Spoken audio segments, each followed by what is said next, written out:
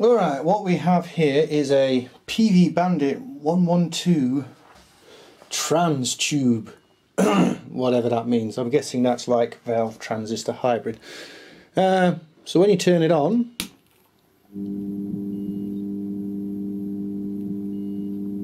so you can hear it's doing this. Oh yeah! So something a bit wrong with that. I'm going to have to investigate, aren't I? I know this won't show up very well, but you know you're in for a treat when you go to unscrew the reverb tank and you find a Nerf. Whatever treats have we got? Oh look, we've got a half a cotton bud and a plastic thing. And that strange beeping noise for some reason is this camera. When it's fully zoomed out, it like hunts for focus or something. If I just a bit there, it's annoying, but yeah, it comes through as an annoying beep. So yeah, awesome, just awesome, whatever that's all about. So yeah, I don't know how much of the previous footage on this I've taken I'm going to use, because this camera has issues. It doesn't like filming very well at night, even though I have a fair chunk of lighting in here, so I'm probably just going to repeat this bit. So anyway, pulled the amp apart. Not a great deal in here, I must say. I was convinced there were some valves in here because it says trans tube on the cover.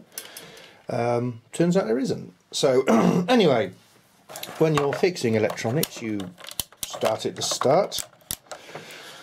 So there is bridge rectifier here. Let's use the red probe. It shows bridge rectifier here and some filter caps for the amp section. This one is, that's knackered. It's bulging out like that. It's gotten hot and dried out. And this one's got a bit of a bulge in it, so that one replacing. However, there's so that's the main bridge rectifier for the amp. There's some small diodes here which form a rectifier. It goes to some smoothing caps, some dropper resistors, more smoothing caps, then it goes off to feed the preamp section. And straight away, if I put it on diode check mode, so yeah, that way around. So these lower diodes, which form one part of the bridge rectifier,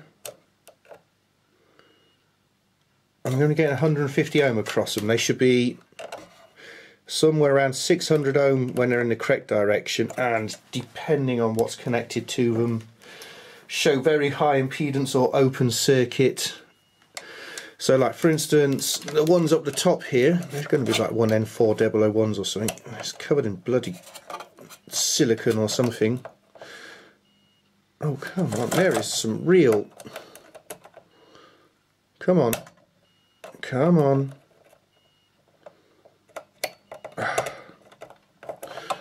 Trying to get through the bloody silicon on the thing. Right, there we go. So that's a diode forward biased. And reverse biased I should see. So yeah, it's something's loading it down somewhere in the circuit. It could be through a blown cap or something, and back through these diodes. So start with that. So pull the diodes out, and they're going to change all of them anyway, probably change these caps, because if the diodes are blown it's going to be putting AC through these caps, and these ones this side should be alright because the inline resistance from these resistors here should have pretty much filtered most of the AC off and just been seen as ripple on the capacitors. Yeah, some weird things on this amp. If I can get in on it. So we're coming on the fuse holder up there. Don't know how you can see that, but it's like everything's got like this oxidization on it. But it seems a bit odd for just water damage. If I come down to, so that's the output jack. Can you see how it's almost, it's like, I don't know if the LED light helps it or not. There you are, look. It's almost like it's been red hot and it's blued. It's like kind of like almost an anodization. And yeah, and you come over to these ones and they're just crusty, but it's like a crystalline structure on them. And if you look at this, it's almost,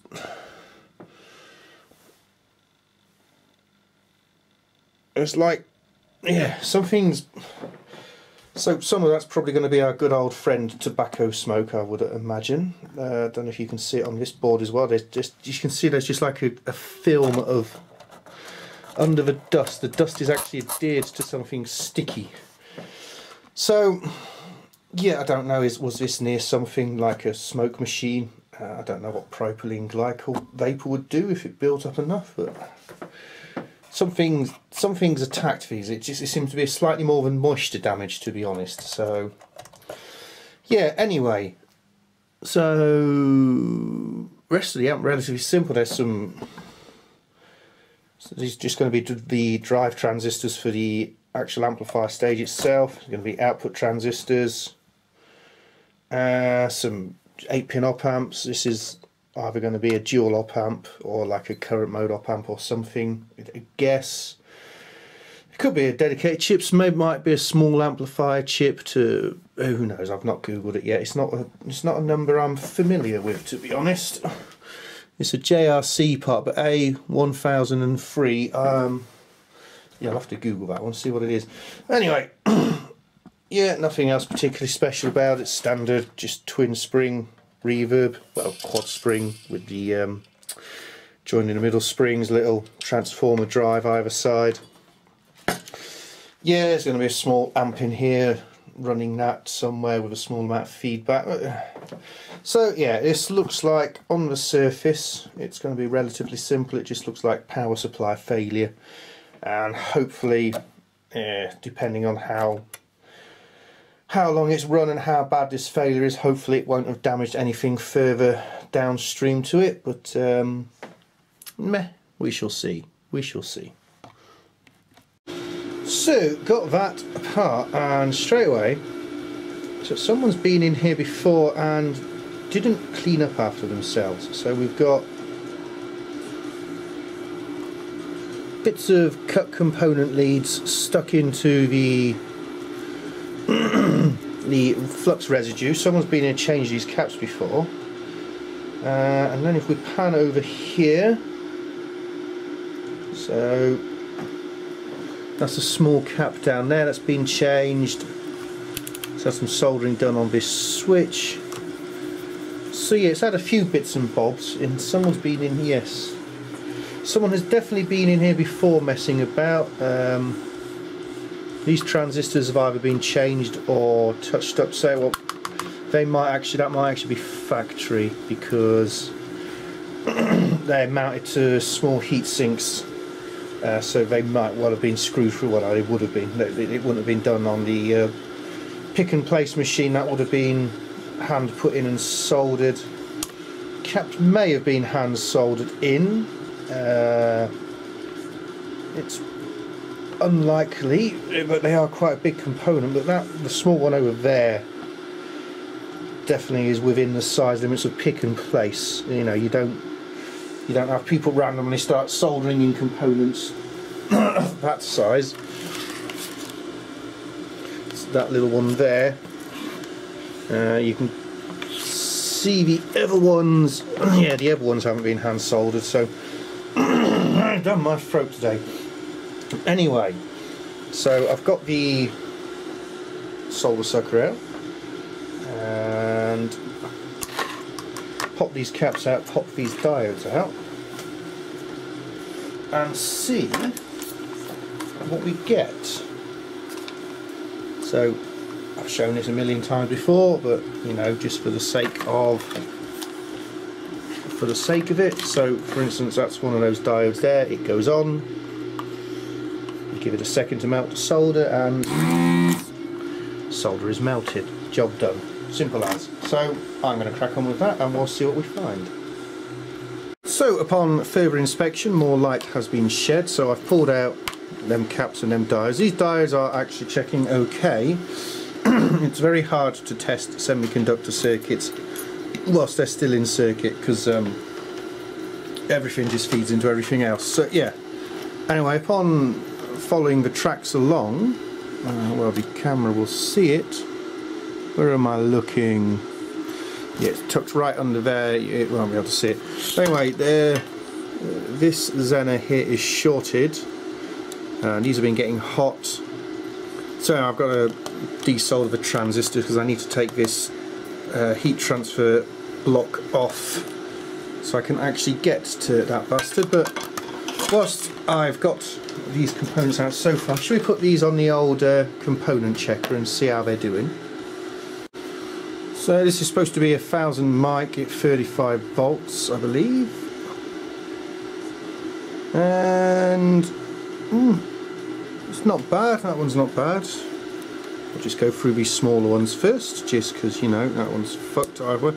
Changing them either way, it's irrelevant, you know, a few caps of pennies.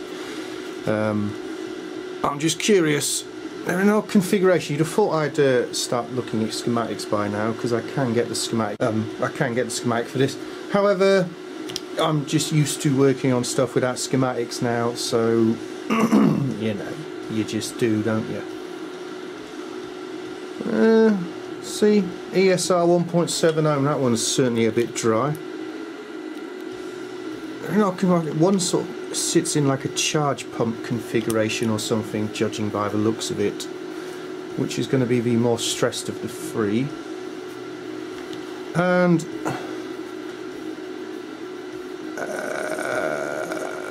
how does that even make any sense? Let's just try that again. Something's gone wrong there.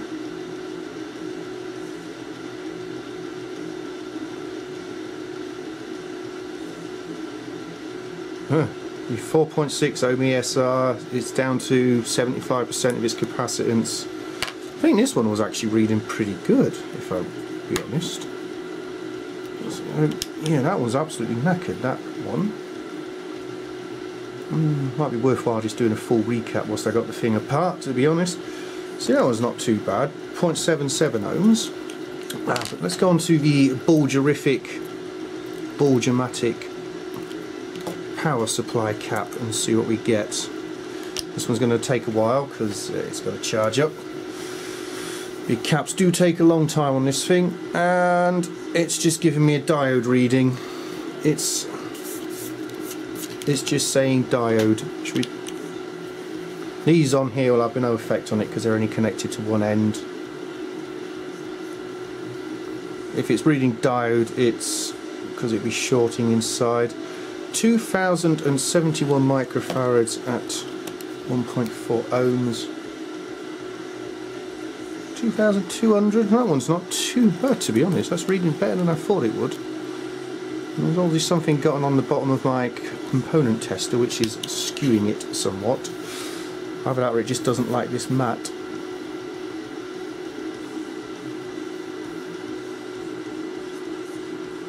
Yeah, but to be honest they're not reading that bad, but yeah. I'm just curious, if I cut into this, let's zoom out. What happens if I cut into it? Oh, did you hear that vent? I don't know if the camera will have picked it up, but she vented. We had venting. Let's see what this one's like. Yep, venting as well.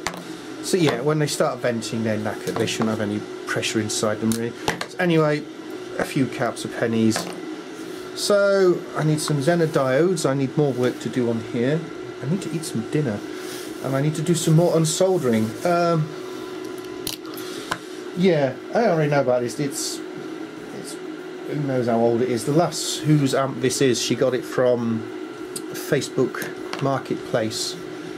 It's the kind of thing that's gonna have been. It's a guitar amp, you know. It's gonna have been neglected like a 18-year-old at a party after half a bottle of Sambuca, and probably passed around as many people as she would have been as well. The amp. I'm on about the amp.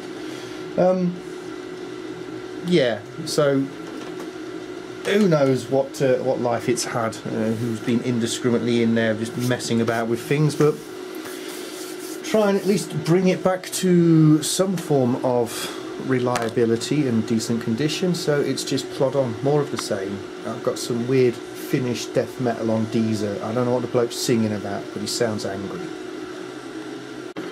Should be able to see a bit better now, man. Just silicone grease. It's a heat sink compound. It's this white gooey shit. It's silicone grease with like aluminium oxide or something in it, and it just gets everywhere. It doesn't clean off with like acetone or methylated spirits or contact cleaner. It's just aluminium oxide isn't solvable in any of those things, and silicone grease isn't really solvable in just about anything you're going to find on your standard electronics repair shelf. It's who knows. I'm no chemist. I can't tell you what dissolves silicone grease, but I can tell you what doesn't, and that's isopropyl alcohol and methylated spirits and contact cleaner and various other things do not. They help wet up something to, but you just use a piece of loo roll. And anyway, I'm waffling. So yes, can you see on the board there the open solder joints and the shorting and the clear heat stress? And that's the, where am I? These two Zener diodes here. You see how wonky and wobbly, especially that one. So I need to, I'm going to have to find a schematic to find what voltage they are to replace them. But you know, where are they? There they are. They clearly get hot. They're obviously very hard worked. They're going to be part of a regulator circuit or something. I don't like Zeners. They just make lots of electrical noise, and they're shunt regulators, aren't they? They sit in parallel with the incoming feed rather than series with it. There they have their uses. But if you're going to feed something with a regulated voltage, just use a bloody voltage regulator. Because you know, Zeners are great for protection circuits, over voltage, things like that. If you want a hard clamping circuit that protects something from a momentary transient spike or until a fuse blows or something, then, but it's just constant regulation by basically working out the load and then adding a little bit more for Zener drop or Zener current. It's not ideal. And a crusty old solder that doesn't want to play ball. That's the case. It's through. They're just yeah. Come on, there we go. Never force it. The temptation's to you'll just destroy your circuit board. Never force it. So yeah, we don't need to pay too much attention to the way round they work because it's printed on the silk screen. So yeah, talking of fuses, look, there's two fuses here. So solid state output stages like to short circuit when they blow, like all solid state devices do, like these Zeners have done. And that means if you have a speaker connected and there's no DC protection circuit, or you're not like a single rail supply with a DC blocking cap, when they short, they pass the entire supply current straight to the speaker. So it's nice to have protection. At least there are some fuses in there, 1 amp rated, but you'd be amazed at how much damage can be done to a speaker by the time they blow. They're long fuses because they're going to try and extinguish an arc. So if you had like this little short tiny fuses, all that'll happen is it'll just keep passing a DC arc when they blow, and current will keep passing. So they've used their time, so they have to be time delay fuses because of inrush current and stuff, but ultimately it then means if the output stage blows, you just want to hope that there's enough current between the two transistors to soak the majority of the current up, rather than just one shorting and the other one not really doing a lot, which you generally find they both, with one shorts, the feedback loop will try and compensate with the other one and they'll both shorten, but still one always wins over the other, and there's always going to be a large DC offset. And then eventually what happens is resistors blow or circuits to the transistors go open, And the first thing someone does when their amp stops working and they don't really know about electronics, they come in, see the fuses are blown, put 2 new fuses in, and now when they turn the power on, one of the transistors will be open circuit through somehow, most likely, and the other one will still be in the circuit path, and then all DC current is going to be going through the loudspeaker until that fuse blows. And ultimately, you find it no end of times, when fuses keep blowing, people just keep trying to put bigger and bigger fuses in until they work their way up to tin foil or nails or screws, and yeah, then everything just fries. So yeah, anyway,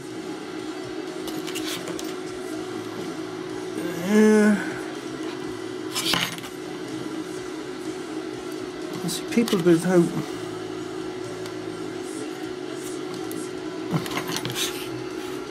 there's another cap there that's been messed about with. Someone's been in here just changing some of the small caps.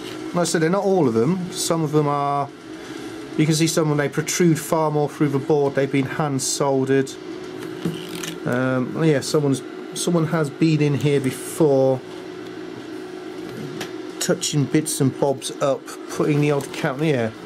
It looks like they meant to have a recap because they've changed that one and that one and that one, but then for some reason didn't change the 2 small ones down here or the big ones here. Yeah, anything that was masticed in, I'm going to guess they've changed these 2 because there's clearly no, that's not mastic, that's silicone grease, but there's mastic around every other cap. See, it's really hard to say. What seems to be standard in here are Elners there. What are these? These are Elners that have come out, and the main power supply caps are Lycon. And then we just have some Lycon there, and it's really hard to tell. These ones don't match, but then again, you know, it would be hard to remove all the traces of mastic off the board, so yeah, they don't look soldered. I'm going to say they are original. Yeah, but definitely the small caps along this bit have been changed, apart from these 2 in the amplifier for some reason. I don't know why people do. I just can't imagine that the small caps yet around. Yeah, you can see as well, look, because look, they're flat to the board, so the factory standard ones are slightly off the board and are blue, and aside from this one, which someone has wonked in it at a real bad angle for some reason and not soldered in very well underneath, the other ones they put in a flat to the board. I don't know why people just do stuff. I don't know why. You know, you buy an amp this age, someone's going to have been in it at some point. Yeah, someone's going to have googled something, seen someone else had one broken because it was a certain cap, so just randomly changed those caps and hoped for the best. And who knows? Who knows? I'm just speculating, aren't I? To stand here all day and night and say why someone might have been in and randomly changed a couple of small caps, that were probably okay, but just be guessing, wouldn't I? So anyway, yeah, cap wise, the filter caps there were shite. I'm going to say these are probably knacked here as well. I'll pull them out and test them, but I'll change them anyway. Some Zener diodes here. I've got another cap here, might change that one. I'll pull them out anyway, test them, might as well. I have components, they're pennies. So anyway, yeah, hopefully next bit of the video will be it maybe back together, we shall see.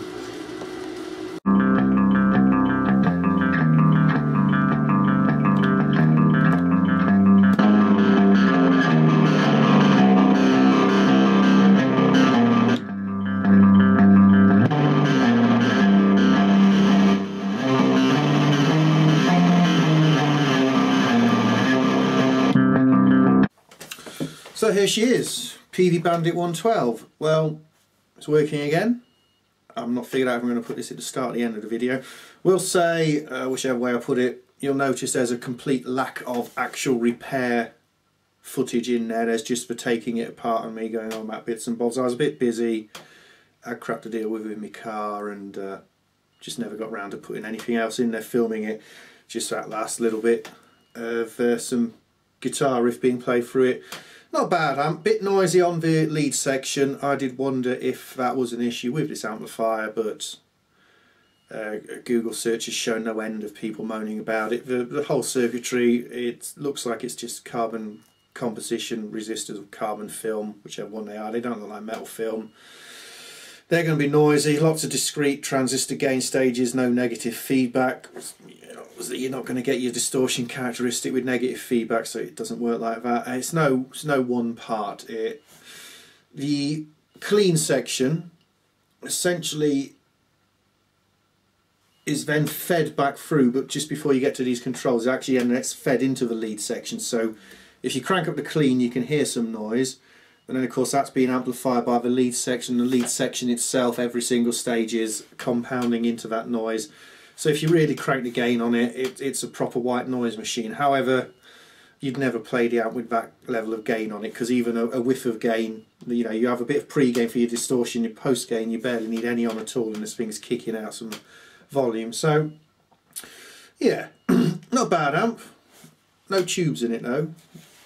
It's just got a this is the trans tube knob here. It just basically I've not really studied the schematic a great deal on the amp because there's nothing wrong with it, but a cursory look, it appears to just basically alter the output impedance on the amp, which allows the speaker to colour the sound in different ways, if that's a term you want to use.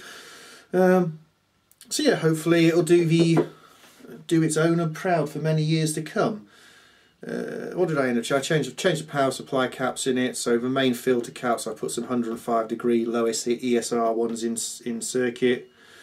Put new filter caps for the preamp. There's a capacitor which is part of the charge circuit for an additional 30-volt rail in the preamp. That was quite dry. Couple of diodes and some new Zener diodes. The Zener diodes I just lifted off the board to give them a bit more air, and tracks underneath were a bit bad, so did some creative component leg bending just to get them to go across a couple of pads. So yeah, that's all. So anyway, thanks for watching the video. Hopefully go a bit more in depth next time I've got something on the bench. And if you've come for another TV licensing video, I'm sorry to disappoint you. Most of my videos are this kind of stuff. So yeah, anyway, as always, thanks for watching, and catch you again.